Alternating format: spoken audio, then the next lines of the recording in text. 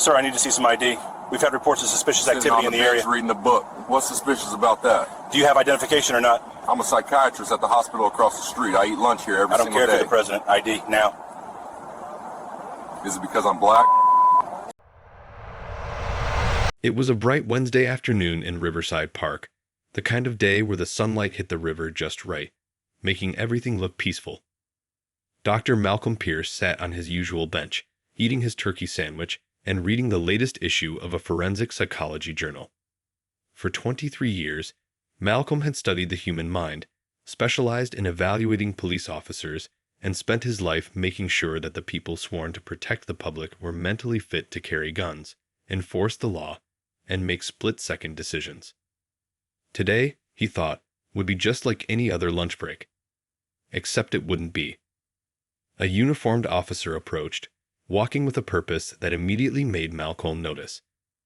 The officer's name tag read Officer Nolan Prescott. He was young, 29 years old, 5 years into the force, and, at least according to his record, his career looked clean. But records don't tell the full story. Malcolm had seen enough police officers over decades of evaluations to know when someone wore their authority like armor, and Prescott carried it thickly. "Sir, I need to see some ID. We've had reports of suspicious activity in the area," Prescott said, his tone sharp and commanding.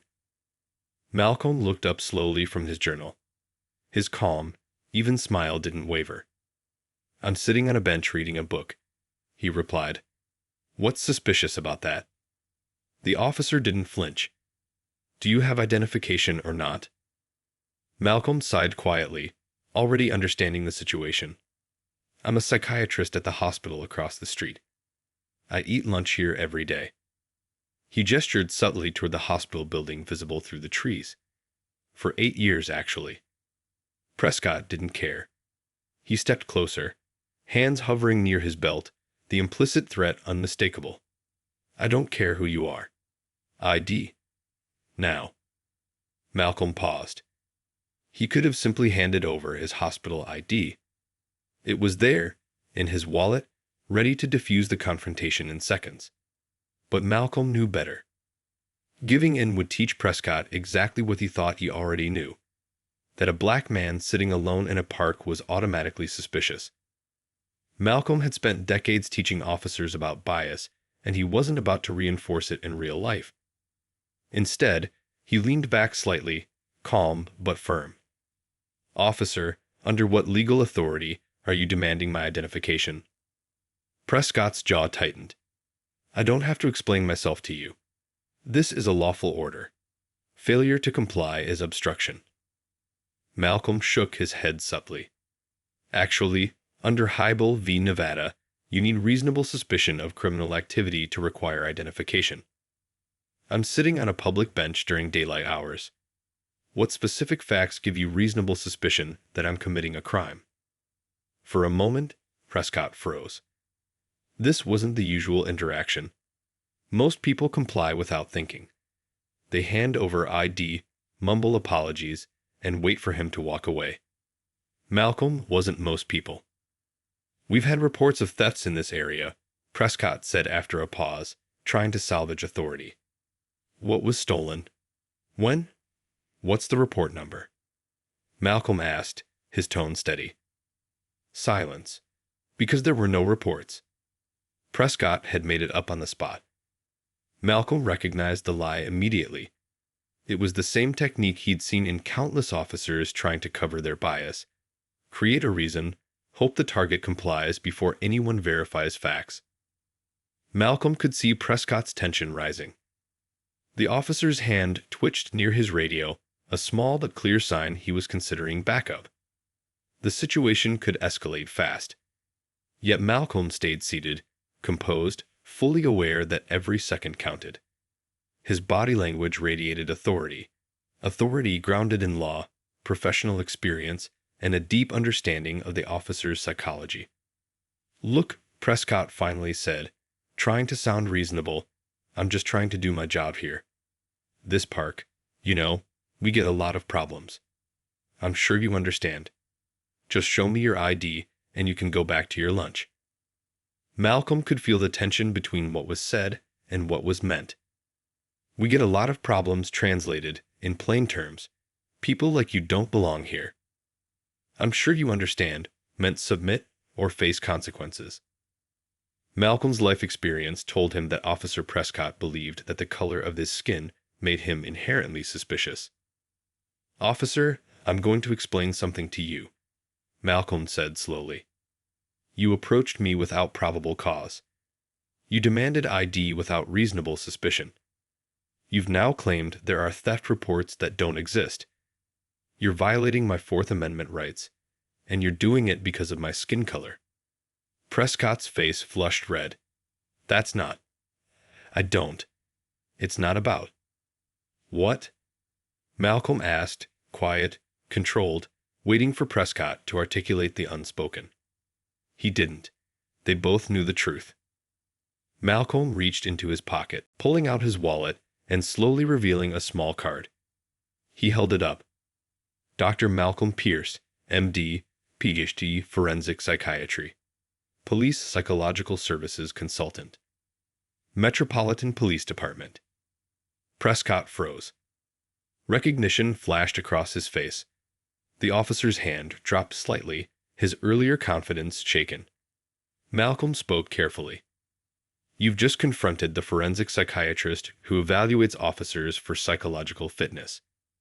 I've personally evaluated candidates from your precinct, 3 in the last 6 months alone, and all 3 failed for psychological unfitness."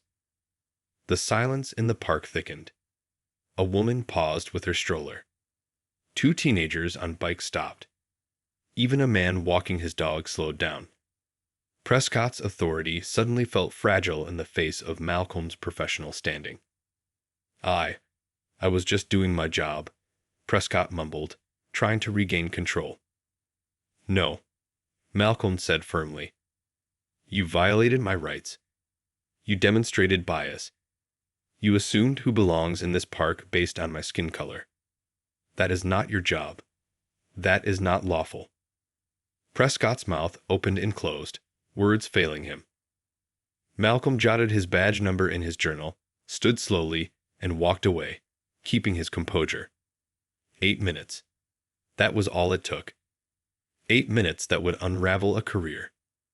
But before Malcolm even returned to the hospital, he knew this encounter would not end quietly.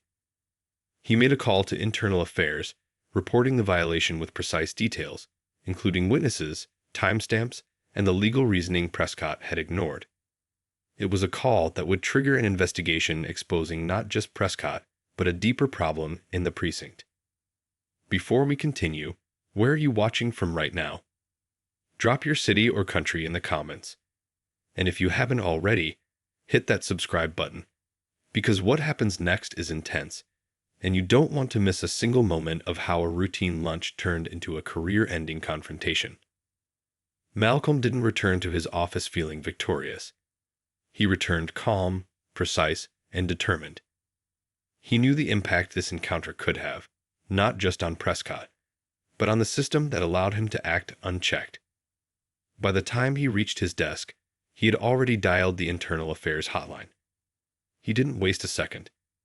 He reported every detail: the time, the location, the officer's badge number, the exact words exchanged, the body language, the threat of escalation, and the witnesses. "This is Dr. Malcolm Pierce. I need to file a formal complaint about Officer Nolan Prescott from the 12th Precinct," he told the IA detective. "He violated my Fourth Amendment rights in Riverside Park today. I have witnesses, video from his body camera, and detailed observations of his conduct. I'll hold while you document it." The detective on the line paused, a hint of surprise in his voice. "He stopped you?" "Specifically?" "Yes," Malcolm replied firmly.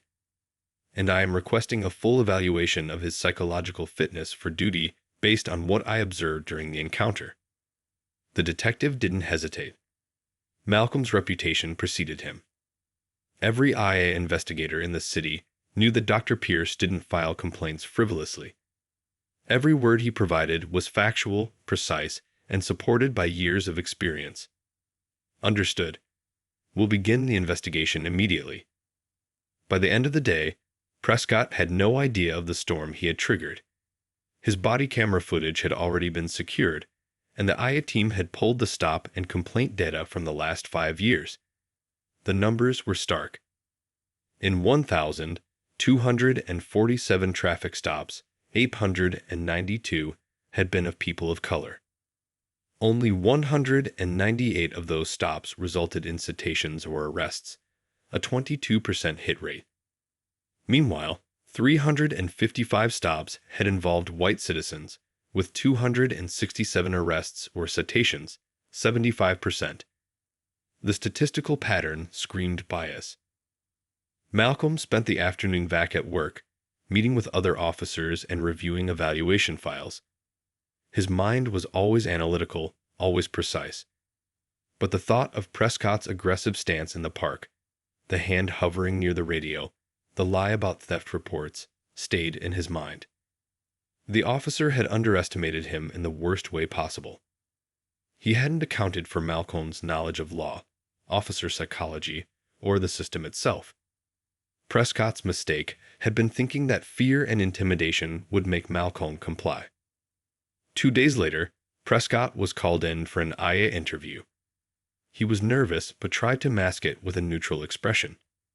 He brought his union representative, a small, nervous man who clearly knew the process might go badly. The detective started with the Riverside Park encounter. "Why did you approach Dr. Pierce?" the detective asked, blunt and unemotional. "He looked out of place," Prescott replied. "Out of place how?" I don't know. He just didn't seem like he belonged here." "In a public park?" "Yes," Prescott stammered, avoiding eye contact. "It's a nice area. We don't usually see—" He couldn't finish the sentence. "You don't usually see what, Officer Prescott?" the detective pressed. The pause stretched uncomfortably long. Prescott's union rep glanced down at his notes, unsure how to intervene. Malcolm's experience told him exactly what Prescott had been thinking in those 8 minutes. He had approached a black man, assumed wrongdoing, and expected compliance. The officer's inability to finish sentences during the IA interview revealed the implicit bias that had guided his actions. "Let me ask directly," the detective continued. "Did you approach Dr. Pierce because he is black?" Prescott hesitated, swallowed, then said, "No, I didn't. I just thought." "Thought what?" The officer's voice dropped. "I don't know. It's complicated." "Complicated?" the detective repeated, raising an eyebrow. "You stopped a man exercising his constitutional rights, without probable cause, based on what you felt rather than facts. That's complicated." Prescott's silence was deafening. Next, the IA team presented the stop data. Prescott's pattern was undeniable. Minorities were stopped far more frequently than white citizens, and arrests were far less likely to result. Each number, each statistic, reinforced what Malcolm had already identified in the park. Prescott's actions were not isolated. They were a pattern. Prescott struggled to explain. He cited high-crime areas, suspicious behavior, and instinct. None of it added up. The IA detective pointed to the numbers methodically.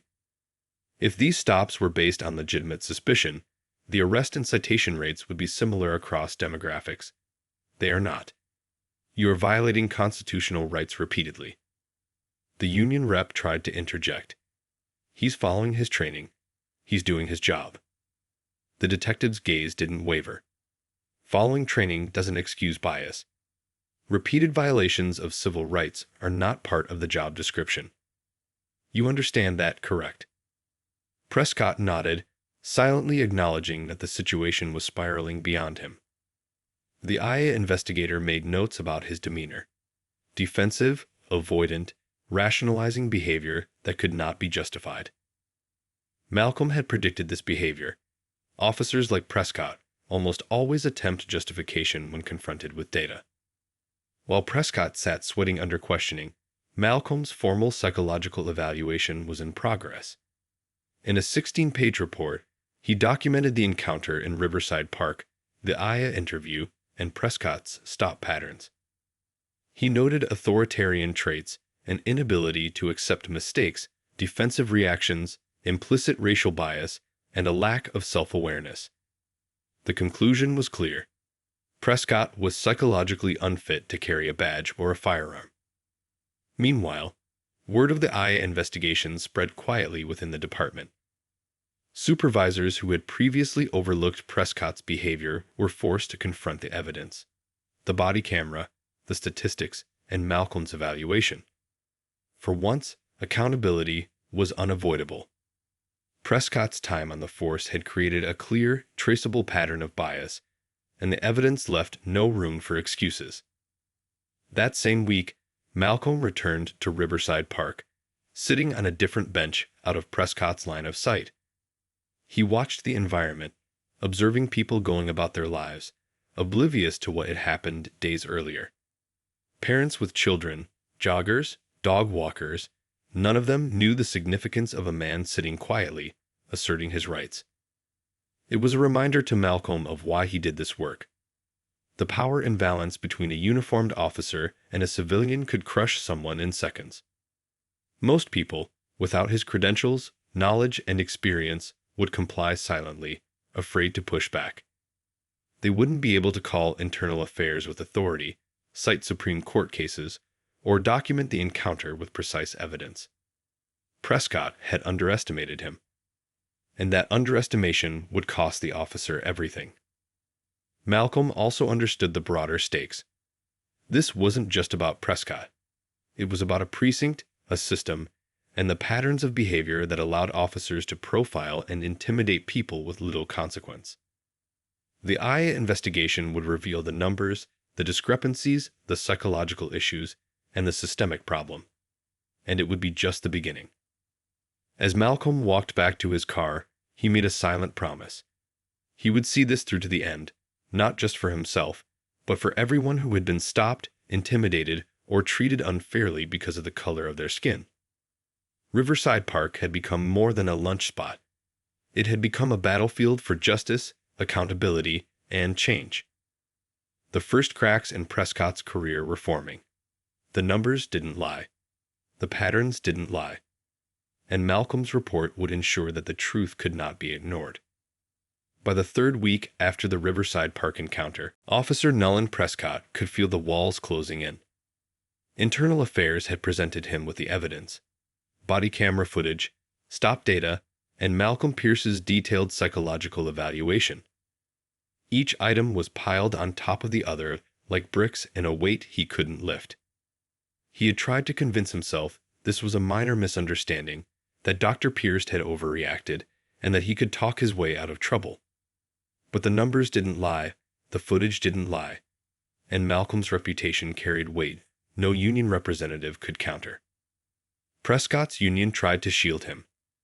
They filed motions, requested delays, and insisted on internal review panels. But the evidence was damning.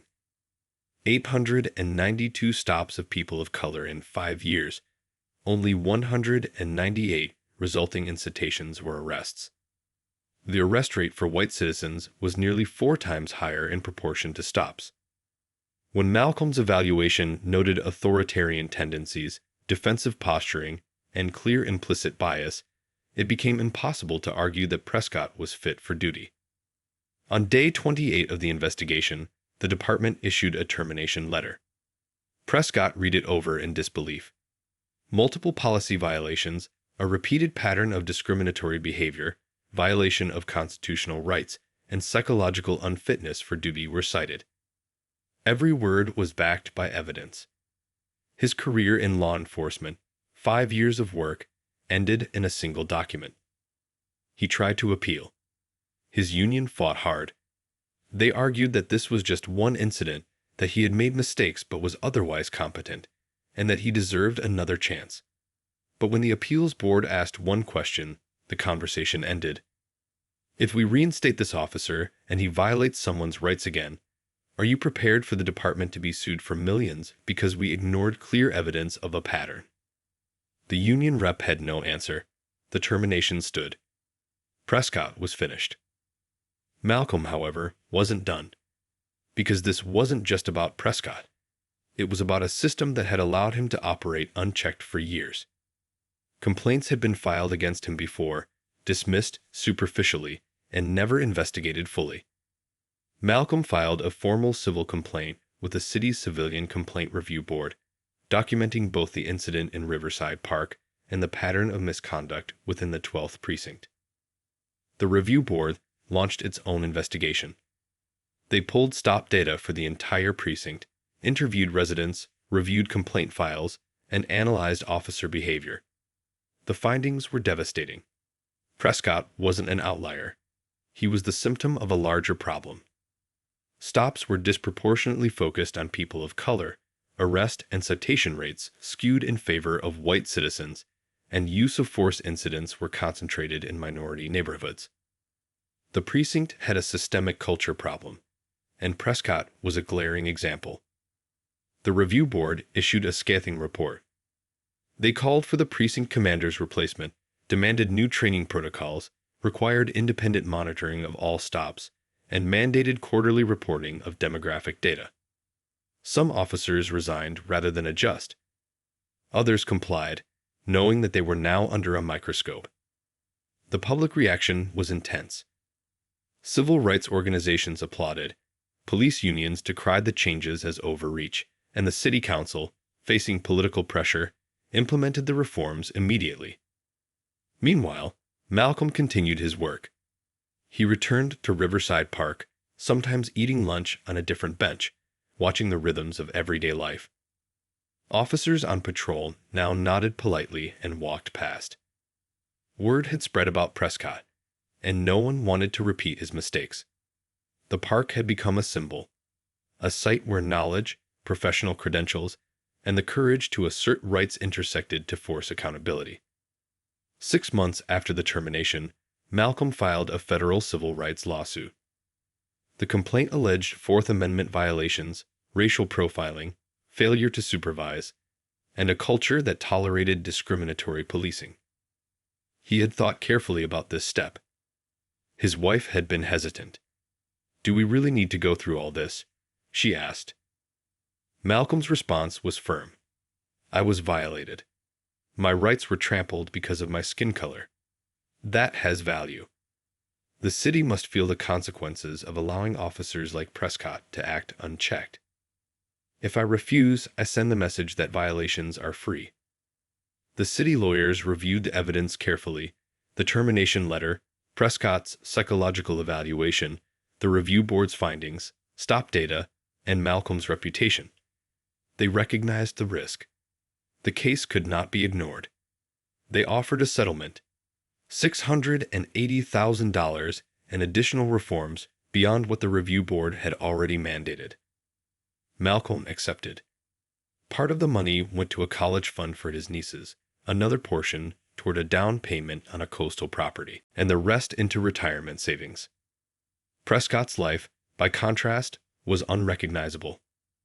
Terminated for cause, psychologically deemed unfit, and widely known in law enforcement circles as a problem officer, he was effectively blacklisted.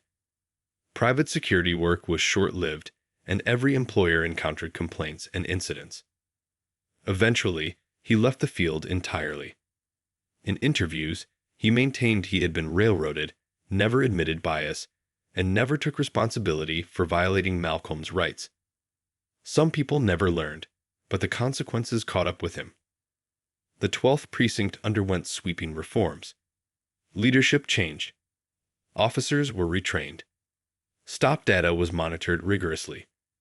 Over 2 years, the patterns improved, still imperfect, but measurable. Other precincts in the city began voluntary reforms after recognizing similar patterns in their own departments. Malcolm's encounter became a case study in police psychology, implicit bias, and accountability. Body camera footage of the Riverside Park incident was used in training sessions for new recruits. Supervisors used it to teach officers how to recognize and mitigate implicit bias. Universities included the case in law enforcement psychology courses. Malcolm's story became a benchmark example. Malcolm occasionally spoke at police academies, universities, and conferences. He always told the same story. A black man on a park bench, a young officer demanding ID without cause, a calm but knowledgeable professional asserting his rights. He emphasized that this wasn't about a single officer. It was about systems, culture, and the importance of professional oversight. He ended every talk the same way. Rights only matter if people are willing to assert them. Even when it's uncomfortable. Even when there's a badge involved. Even when compliance would be easier. Riverside Park remained unchanged.